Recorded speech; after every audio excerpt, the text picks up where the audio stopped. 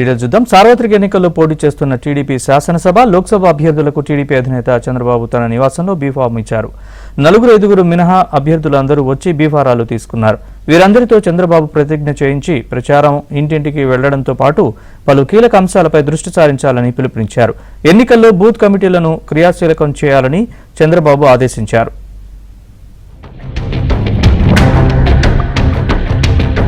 రాష్ట్రంలో మే 13వ తేదీన జరగనున్న అసెంబ్లీ, లోక్సభ ఎన్నికల్లో పోటీ చేసే అభ్యర్థులతో టీడీపీ అధినేత చంద్రబాబు నాయుడు ఆదివారం తన నివాసంలో భేటీ అయ్యారు.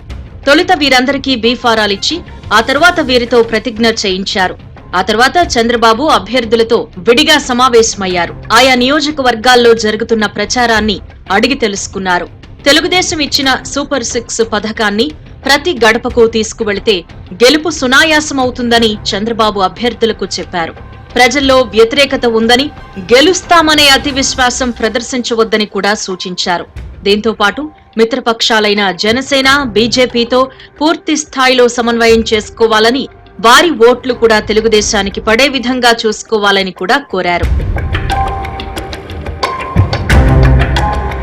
ఇక ప్రభుత్వంపై తీవ్ర అసంతృప్తిగా అనేక మంది ప్రజలున్నారు అని, తన ప్రజాగళం పర్యటనలో ఈ విషయం స్పష్టంగా అర్థమవుతుందన్నారు. అందువల్ల అసంతృప్తిగా ఉన్న వారందర్నీ కూడా పోలింగ్ బూత్ వరకు తీసుకొచ్చి ఓటు వేయించుకోవాల్సిన బాధ్యత అభ్యర్థులది అని చంద్రబాబు తెలిపారు.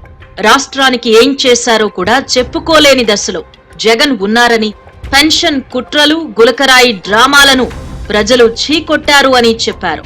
ప్రజాగళానికొస్తున్న స్పందన జగన్ పతనాన్ని చాటి చెబుతోందని వివరించారు. ప్రజలు, కార్యకర్తల అభీష్టం మేరకే అభ్యర్థులను ఎంపిక చేశామని, ప్రజలు గెలవాలి, రాష్ట్రం నిలవాలి అనేదే మా నినాదమని చెప్పారు. వైసీపీలో నుంచి టీడీపీలోకి మంచి వాళ్లను మాత్రమే తీసుకుని సీట్లిచ్చామని తెలిపారు.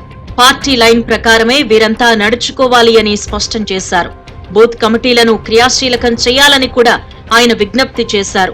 క్షేత్రస్థాయిలో ఉన్న సమస్యలను కొంతమంది అభ్యర్థులు చంద్రబాబు దృష్టికి తీసుకొచ్చారు. వీటన్నింటినీ కూడా జోనల్ ఇన్ఛార్జీలతో పాటు జిల్లా పార్టీ నేతలు, సీనియర్ నేతలు పరిష్కరిస్తారు అని చంద్రబాబు హామీ ఇచ్చారు. ప్రస్తుతం బీఫారాలు తీసుకున్న వారందరూ గెలిచి అసెంబ్లీ, లోక్సభలో అడుగు పెట్టాలి అని చంద్రబాబు సూచించారు. గెలుపే లక్ష్యంగా నేతలు ముందుకు వెళ్లాలని పిలుపునిచ్చారు.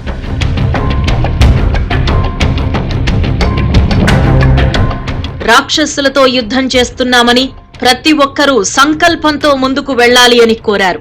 లేనిది ఉన్నట్లు, ఉన్నది లేనట్లు చెప్పడంలో జగన్ నేర్పరి అని, ప్రతిసారి సానుభూతితో గెలవాలని చూస్తున్నారని అన్నారు. 43 కోట్ల అక్రమ సంపాదన గడించి తనపై అక్రమ కేసులు పెట్టారని ప్రచారం చేసుకున్నారు అని చంద్రబాబు ఫైర్ అయ్యారు.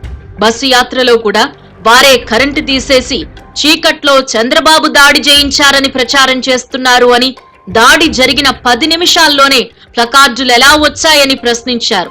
రాయి విసిరిన వ్యక్తితో బోండా ఉమా ప్రమేయం ఉందని చెప్పించేలా కుట్రలు చేస్తున్నారు అని, వాలంటీర్లతో పంపిణీ చేయవద్దనడంతో పెన్షన్లు ఆగిపోయాయనే విష ప్రచారం కూడా చేస్తున్నారు అని ఆరోపించారు. క్యాడర్తో ప్రతి అభ్యర్థి అనుసంధానమై అన్ని వర్గాలలో జగన్ ప్రభుత్వంపై ఉన్న వ్యతిరేకతను తమకు అనుకూలంగా మలుచుకోవాల్సిన అవసరం ఉందని చెప్పారు.